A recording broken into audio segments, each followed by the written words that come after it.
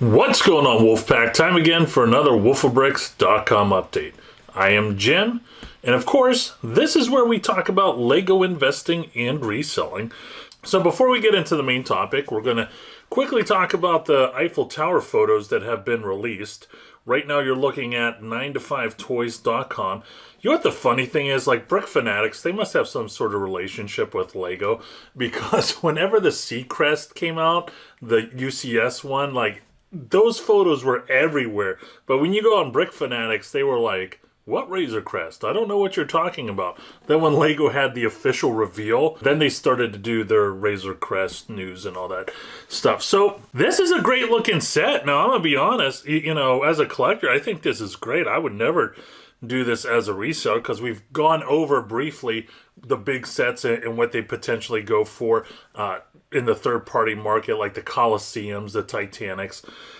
I mean, there's absolutely no reason to sell those, but I'm sure there's people out there that will, and that's fine. Now, my first thought whenever I saw this was, I would love to have a built Eiffel Tower right next to a Hulkbuster and kind of, you know, have that scenario where the Hulkbuster is either climbing it or destroying it or something like that. I think that stuff is pretty cool. Now, of course, right here, this is the Eiffel's apartment.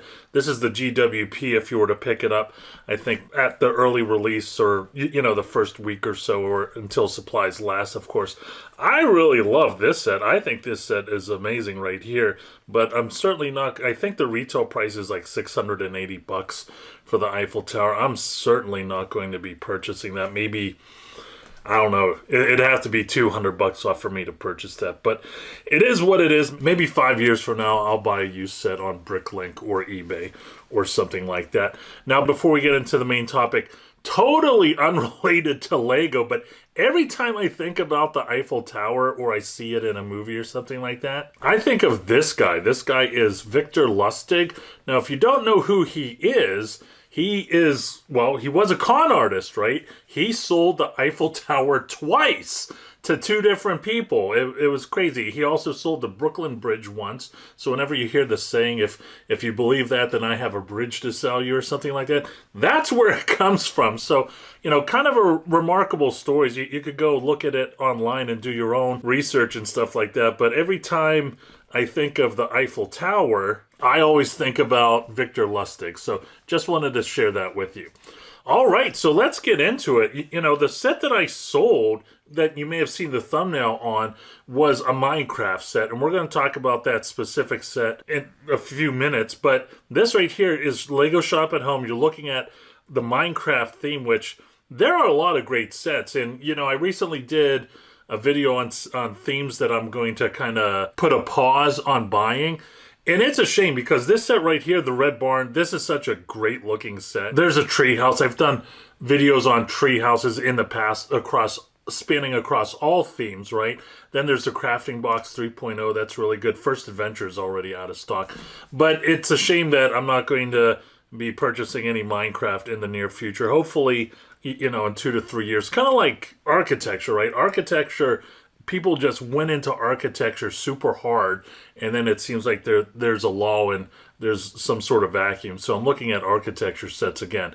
But this set right here, boom, Minecraft the Chicken Coop, set number 21140. Love that set. Now, I almost had a little bit of buyer's remorse because, you know, I saw some other sets that I thought that maybe I should have purchased, like the End Battle. I have the End Battle. I have a lot of the End Battles, actually, but I thought maybe I should have bought more End Battles and not all the chicken coops. But I got 200 chicken coops, or I should say I had 200 chicken coops. They are all now gone. That's why I am creating this video for all of you to see. And I'm doing that specifically because, you know, I'll feature a set or a theme or something like that, and I'll say this is what could happen, right? But I wanted to show firsthand of a set that I've actually purchased, and then I went ahead and I sold, and what kind of money I made, right? So we're just going to jump into the Excel, and you can see right here, the set right there, Minecraft the Chicken Coop. My buy price was around $12.99.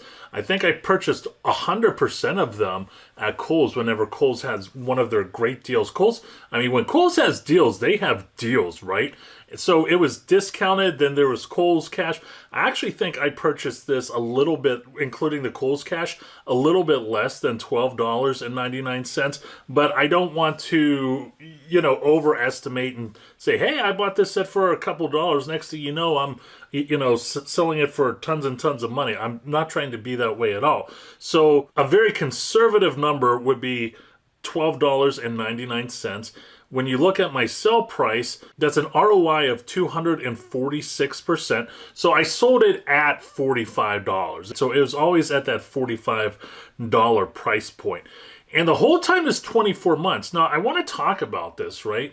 So I've said, recently in a video when we're talking about hold times, like, I don't want to hold sets more than 24 months and then I'm just going to dump them, right? There's going to be exceptions. So right now we're in November, right? And December is next month. The holiday season will be in full swing.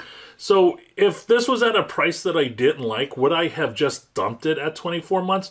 I probably would have stuck it out to that 25th month, which would be the month of Christmas, because I knew the price would go up. And then if it didn't sell then, around January, February, I would make a decision and then go ahead and kill it and just pull the trigger and release it, right? So you can see right there, my total purchase price is $2,598. And my total sale price is $9,000. Now, of course, this does not include fees or shipping or all that stuff, right? So if you wanted to be very conservative and take 40% out of that $9,000 for fees and all that other good stuff, I highly doubt we would be taking 40% out, but of course we want to be conservative, right?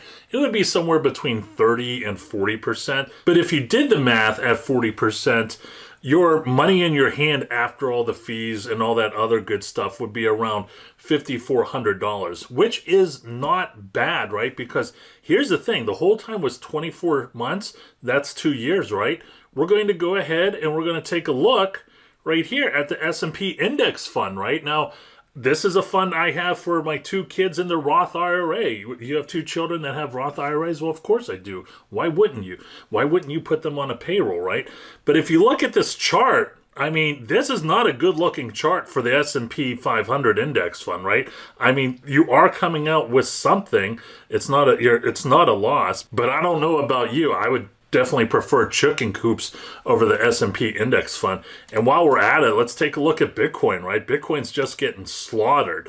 I mean, I don't even know if you would have made money. It almost looks like you would have lost money over the course of 24 months. So I'm very happy with the chicken coop. I wish that my hold time would have been a little bit less, but at the end of the day, I am not complaining and I'm happy. Hope you enjoyed the video, my friends. As always, don't forget to like and subscribe.